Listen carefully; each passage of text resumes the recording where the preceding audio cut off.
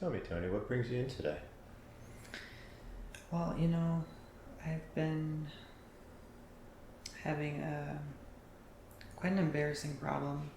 I don't know how to address it. I actually feel a little uncomfortable coming in here today to talk about it.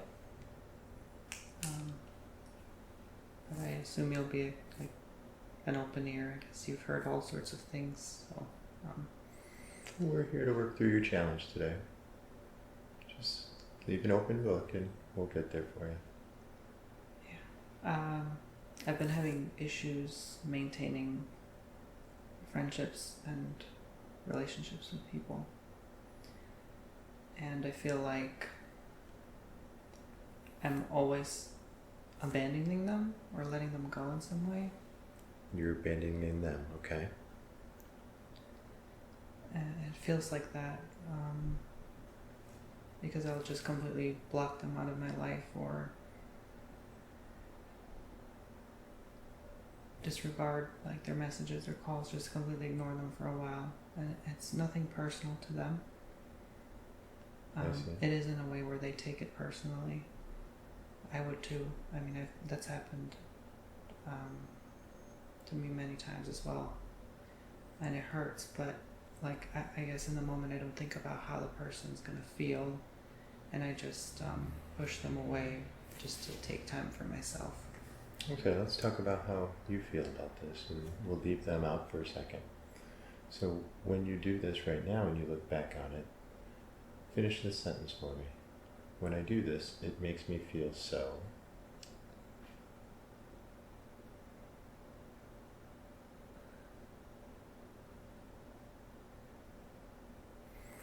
When I do this, it makes me feel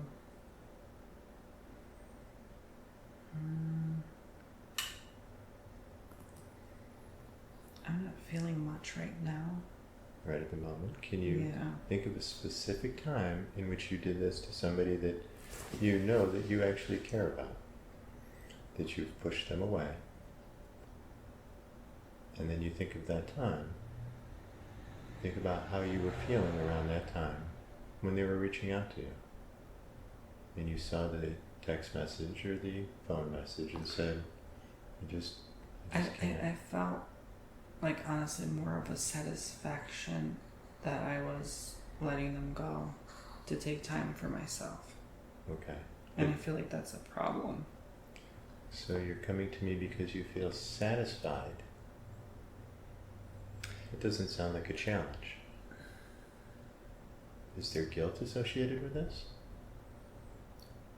I was trying to get there with the feeling, but it's like I guess I feel guilty when I face the person. That more makes sense. It makes me realize what I've done and that how impactful of a pain, like how painful of an experience it might be to them to be put through that. And so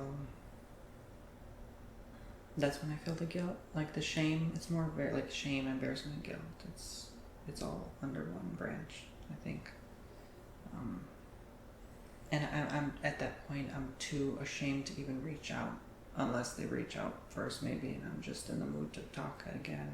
I don't know if it's depression. I don't know what it is. I'm just trying to... We don't have to label it. It doesn't have to be anything. It's just how you feel right now.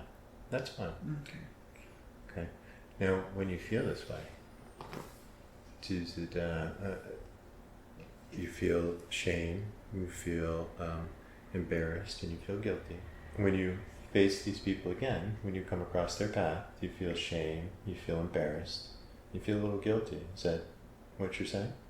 So it sounds kind of like what you're saying. Yeah, I don't realize in the moment, like, it gave the satisfaction part was like how much I feel, I guess, in the moment that I'm progressing by doing that, but it doesn't make sense. Like looking back, sitting here and looking back on it, it doesn't make sense why I do it. It makes me feel like a villain or like now, I'm a bad person. Are these people who genuinely have caring emotions for you? They genuinely care, or are they just kind of acquaintances? Yeah, they do. They're friends. They're longtime friends. Some of them best friends. And I just, after like years, just completely them out. And in the Has there ever moment- been a time where that's happened to you? I can't even think of it right now, to be honest with you. Yeah, I've had times where people just like, don't speak with me anymore. People you were close with? Over time. I don't really know to tell you. I have to like literally sit and like look back. I don't remember. I don't know. Okay. So, you kind of abandoned the relationship. Yeah, completely. Completely abandoned it. Now, do you think about these people when like they text? You say, I'm not going to text them back, or they call and say, I'm not going to call them back. And then, like, not to, in my head. At different times in your day, something reminds you of that person, maybe a restaurant that you went to or an experience that you had together. Do you have favorable thoughts about those people, or do you just, they're gone from your life? In some moments, they're completely gone from my life, and other moments I'm tempted to reach out, and when I do think about it, I feel dumb because I feel like just embarrassed. Like, what are they going to think of me? This is embarrassing. I just feel like an embarrassment. When you feel that embarrassment, when you feel like your actions make you dumb, finish this sentence for me. That makes me feel like I am.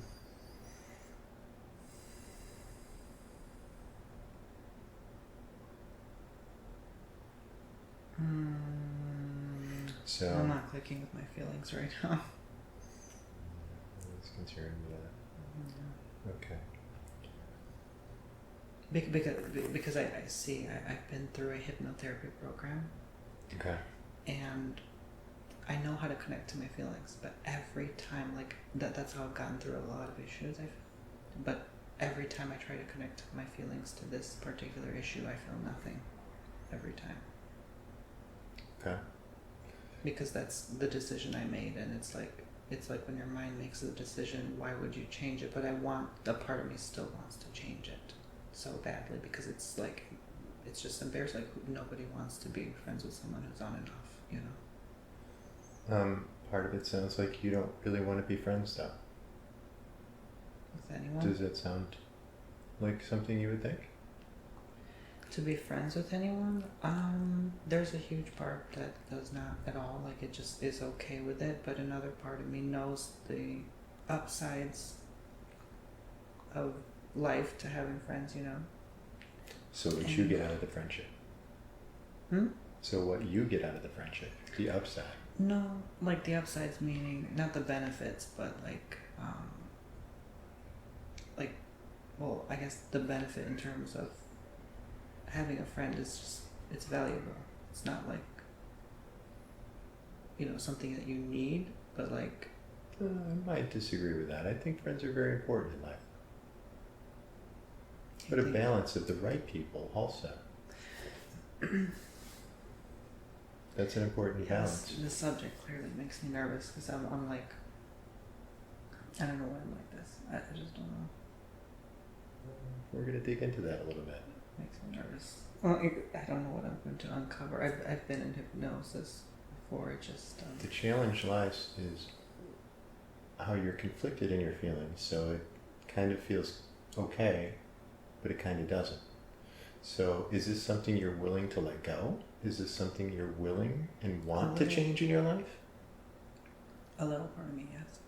A little part of you. So but that 0 meaning not at all, and 10 meaning this is an important thing for me to change. Where do you land on that scale? I just don't see it like that, because I see it as that little part, but that little part has such a loud voice that it makes a huge impact. Can you think of another place in your life where this would kind of coexist? What kind of cause? Can you think of another part of your life where this would act out? Can you see any place else in your life that you kind of separate yourself, easily step away from maybe an obligation or responsibility?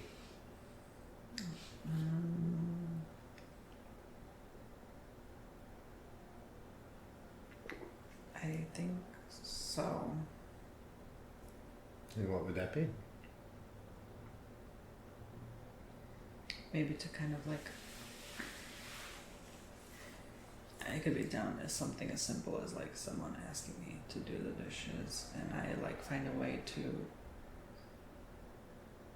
manipulate the situation into like I'm too busy, or like change the subject in some way so I don't have to focus on that if I'm doing something else, because I just don't want to.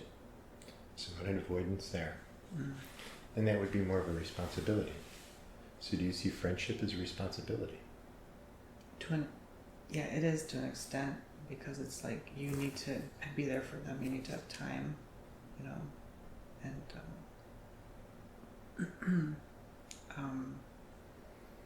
not so much a burden. Friendships are never supposed to be a burden. It's just like, but I associate them with a burden in some way. For me, maybe because of my progress. I don't know. I always feel like, having done hypnosis, but time and time again, I never got to that. So like, you even having been counseled through it like we're doing now in the pre-talk, I just never had a resolution in any way, or guidance for it. So Is this something you've worked on previously within hypnotic sessions? no, but Specifically? I just automatically assumed like, oh, you know, that part of me would go away on its own, but I didn't realize how big of an issue it was for. I guess I am admitting it is a big issue for me. There's still, like I said, a part that just doesn't care genuinely, and then there's the part that, and I've worked on those parts that just don't care about other things as well. Okay. In my life, not just this. And they're very stubborn. So tell me about that. You worked on other parts that you just didn't care, similar situations previously in hypnosis, where you just didn't care about certain things. Yeah. Can you give me just a little specific with that? You don't have to get into detail, but a couple little specifics about those places in your life. They're just very mean beings. I don't know what they are. They just don't care about anyone and anything. They just want to exist inside of you, but they don't have a regard for your overall well-being. They just want to be there and be a burden or be a bother. Like a bother, I guess. I don't know. They don't want to be a bother, or they do want to be Well, a bother? that's my judgment of them. I don't know how these beings or these parts are, really. I just know they're like not the nicest. So tell me about your experiences with hypnosis before. Did you feel like you had success? Major success. Major. In many ways of my life. Major Many success. parts of it. Yeah. Because I feel I've healed most of those past unresolved issues. Like, there was one where I just felt like I was just authentically crazy. And I don't feel that way anymore. I don't even think about it anymore. Beautiful. That's great progress. And often there are multiple challenges within our life that we have to address at different times. Stages, maybe looking at it as rungs of a ladder that we have to climb. So at some point we take the first step, and then we take the next step. But to get to the top of the ladder, there's multiple things that we need to do sometimes. And that's totally natural. So to move forward, knowing that you've already had success is a strong indication that you should have success again in the future using the same techniques. So understanding hypnosis is a great way to go. And you already having that understanding, I feel like I don't have to dig too deep into an explanation of how the process of what we do, things of that nature. What I would like to do today with you, if you are okay with that, is a parts therapy session to work with the part of you that feels like it's okay to, in your words, abandon people that you care about. Yeah, there's a huge part of me there's a huge part of me that just, and every time I talk about it, it makes it feel like when I talk about it, I'm talking about myself as a whole, but I try not to do that, because then that makes it look like I'm just this person that just doesn't care about anyone. But I know that's not. Well, the multiple parts we have inside of us are just like multiple roles we play in our day. So You play, from our earlier conversations, the role of a son to your mother. You play a role of a brother to your brother. You play a role in multiple different areas in your life, and those are different parts. So when you have those different parts in you, it's all you, but it's just kind of a different head of the classroom in different roles that you play in your life. So it's all inside of you, and it's not really multiple personalities. It's a multiple, let's say, teacher in a classroom. So if you're thinking, you could think in terms of a high school day where you go from class to class. You have a different teacher for each class. You have a science teacher, you have a math teacher, you have an English teacher, you have a Spanish teacher. So inside of you, you have different roles and different teachers that take the lead in different situations. So the situation of friendship, now does this normally happen when you, is there a specific time when this happens in your life? Is it when you're when life is very good, when you're I am under a load of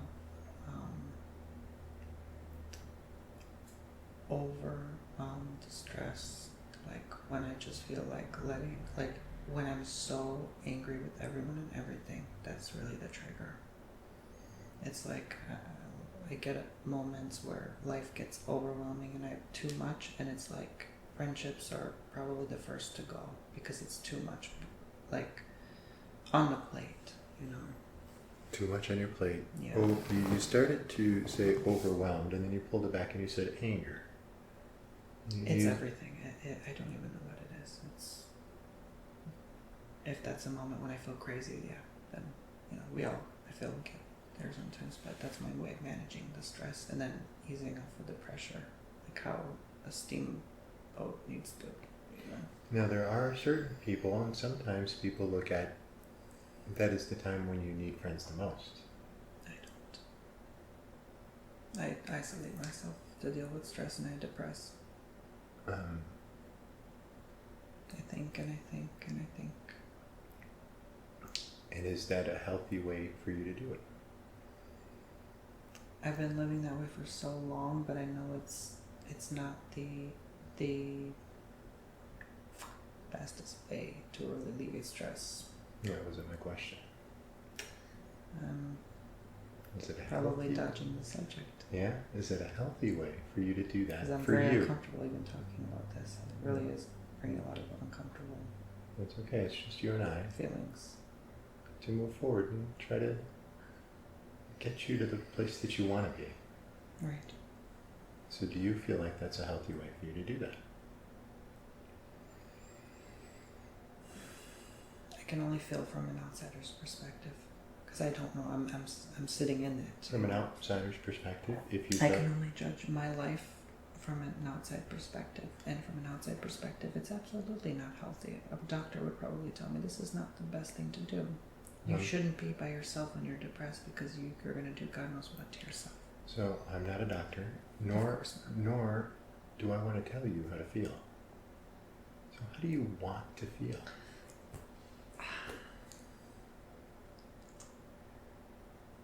I want to feel like so tricky.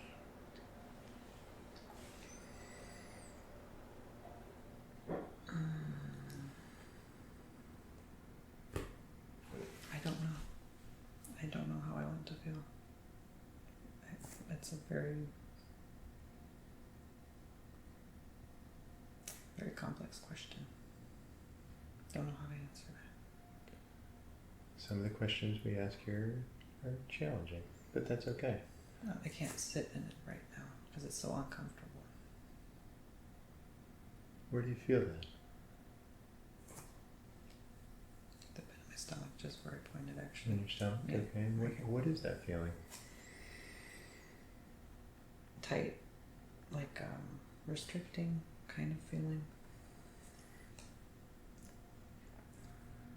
It's constantly dodging though. It's like a bit nauseating maybe. It's every time I try to pay attention to it or address it, it avoids. It wants to avoid attention. It just doesn't want to address notice it. How intense is that feeling? Quite intense now that we're aware of it, that I'm aware of it. I mean, Okay. I like to qualify and quantify things. So 0 being not at all and 10 being as intense as it could possibly be. it's an 8. It's an 8. Okay. What do you think stops it from being a 10?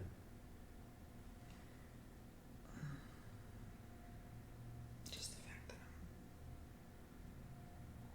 that I know this is being recorded. It's a Right. huge part of it, yeah. Understand. I understand. So that feeling that you get in there, we call sometimes a felt sense. That's your body saying things that you can't necessarily verbalize. And there are many ways to address that feeling. Those deep breaths are a great start. But if we want to address that feeling, the easiest way is to fall into a hypnotic trance. You can continue to breathe. It's just a very angry feeling. Angry. Angry at who? Everything and everyone. Angry at everything. Very angry. I know that those parts, they come out and they do not want to be disturbed. They're in a cave and they try to cave me in as well. They do not want me to be happy. They don't want me to succeed. They don't want me, like they don't want any friend. A friend is a threat to them. And they're speaking right now. You can see the change in your demeanor. I can see the change in your body language. I'm doing everything I can to hold them back, but they're there. To let people know they're there. They get very defensive when someone tries to get too close. Well, they can know that we're not going to try to take them away. But they do something for you, Tony. Your subconscious mind is only here to help. So those anger, Relax them down, calm them down. they can stay here because we're going to work on them. We're going to work with them. We're not going to remove them. Okay. We want those parts of you to feel that, to help you move in the direction you'd rather go, rather than in this direction. They're there trying to protect you.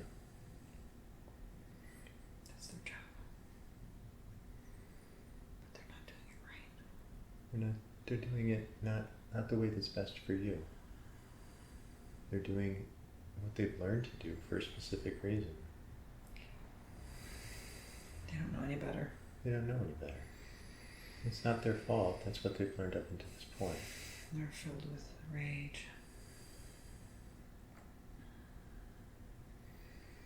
They're not from here.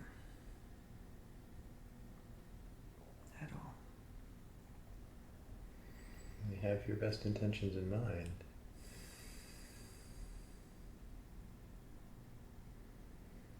Just trying to breathe.